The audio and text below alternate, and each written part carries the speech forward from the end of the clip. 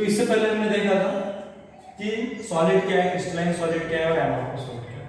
इसके बाद हम क्रिस्टलाइन सॉलिड और एमोर्फस सॉलिड की कुछ ऐसी प्रॉपर्टी हम स्टडी करेंगे जो कि उसकी फिजिकल प्रॉपर्टी से रिलेटेड है, जैसे like refractive index, electrical conductance और थर्मल कंडक्टिविटी, हीट पास करने की कैपेसिटी। इनके चेंजेस होते हैं एमोर्फस सॉलिड और क्रिस्टलाइन सॉलिड में। जैसे कि अगर आपका कोई क्रिस्टलाइन सॉलिड है तो वो इलेक्ट्रिक कंडक्टेंस को किस तरीके से पास करता है, या फिर आपका एमोर्फस सॉलिड है वो किस तरीके से पास करता है, या फिर आपके रिफ्रैक्टिव इंडेक्स। रिफ्रैक्टिव इंडेक्स मतलब क्या होता है कि अगर आपने उसमें लाइट डालने के बाद वो लाइट जो रिफ्लेक्ट होती है वो किस तरीके से बेंड होती है, उसको हम कहते हैं रिफ्रैक्टिव इंडेक्स। तो वो bending of light, it means that refractive index आपके क्रिस्टलाइन सॉलिड में किस तरीके से होता है और आपके एमोर्फस सॉलिड में किस तरीके से होता है। तो हम वो दोनों चीजें पढ़ेंगे। तो सबसे पहली प्रॉपर्टी है एनिसोट्रॉपी, जो क्रिस्टलाइन सॉलिड में पाई जाती है, एनिसोट्रॉपी। तो एनिसोट्रॉपी क्या है, उसकी डेफिनेशन इस तरीके से, the ability of crystalline solid to change its value of physical property when they are measured in different direction, it's called anisotropy।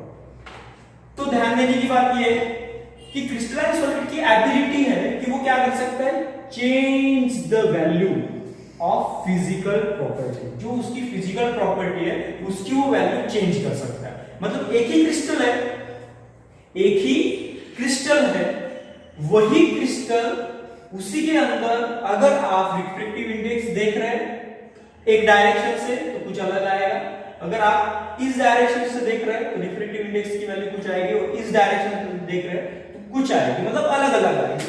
तो इसके बारे में देखेंगे कि क्या हो रहा है। तो अगर हमने अरेंजमेंट देखी पार्टिकल की, तो याद देख रहे हैं कि आपको दिख रहा है कि क्रिस्टलाइन सॉलिड की अरेंजमेंट है जिसमें परफेक्टली हमें दिख रहा है कि किस तरीके से एटम और आयन और मॉलिक्यूल अरेंज है।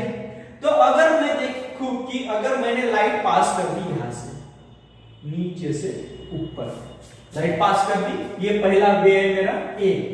तो जब ये लाइट पास हो रही है तो उस लाइट के पाथ में, रास्ते में ये सब पार्टिकल आ रहे हैं, ये एक पहली अरेंजमेंट।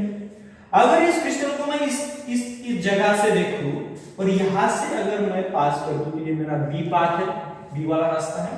अगर इस रास्ते में अगर मैं देखूं कि किस तरीके से पार्टिकल उसकी इसमें आ रहे हैं, तो देखिए कि ये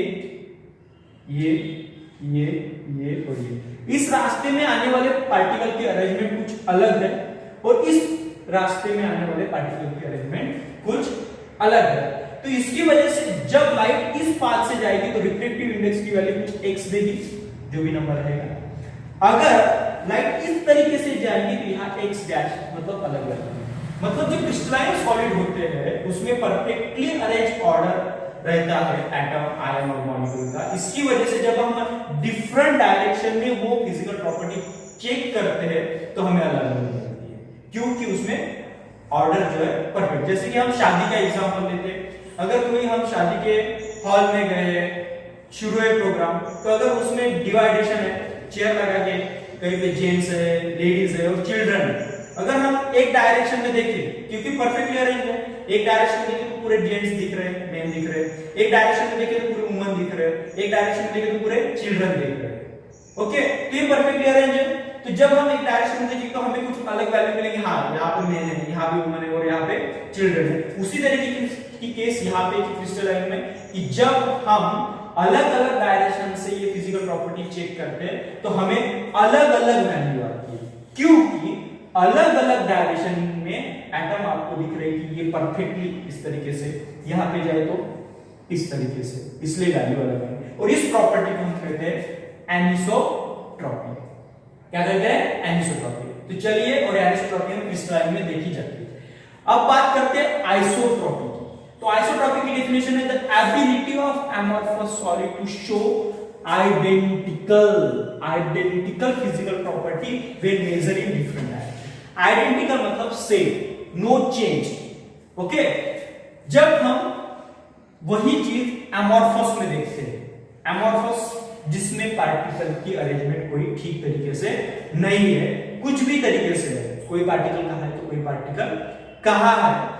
तो अगर मैंने ये पास कर दिया यहां से ए और ये पास कर दिया यहां से बी, मतलब अगर इस पाथ से अगर मैं पार्टिकल देखूं तो मुझे कोई अरेंजमेंट नहीं दिख रही है, कोई भी किधर है कोई भी किधर है।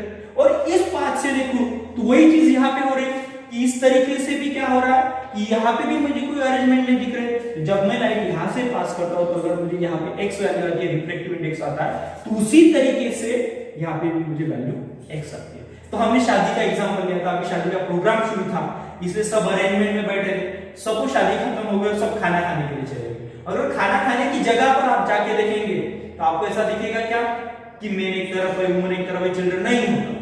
वहां पे सब अरेंजमेंट गड़बड़ हो गई है, कोई कहीं खड़ा है, कोई कहीं खड़ा है, कोई कहीं खड़ा है। तो हर जगह आपको एक तरीके का क्लाउड दिखेगा। अगर एक डायरेक्शन में देखें तो वहां पे मेन, वुमन, चिल्ड्रन, इस डायरेक्शन में देखेंगे मेन, वुमन, चिल्ड्रन, इस डायरेक्शन में देखेंगे मेन, वुमन, चिल्ड्रन, मतलब जिस भी डायरेक्शन में देखिए आपको सेम नजारा दिख रहा है।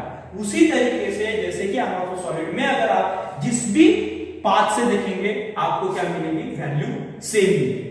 तो इस तरीके से अगर हम refractive index, electrical current, thermal conductivity, ये जो फिजिकल प्रॉपर्टी है वो क्रिस्टलाइन में अगर चेक करेंगे तो हमें अलग अलग डायरेक्शन में देखने से हमें वैल्यू अलग अलग मिलेगी, क्योंकि यहाँ पे अरेंजमेंट इस तरीके से परफेक्टली ऑर्डर है, यहाँ का ऑर्डर इस तरीके से, तो यहाँ का ऑर्डर इस तरीके से।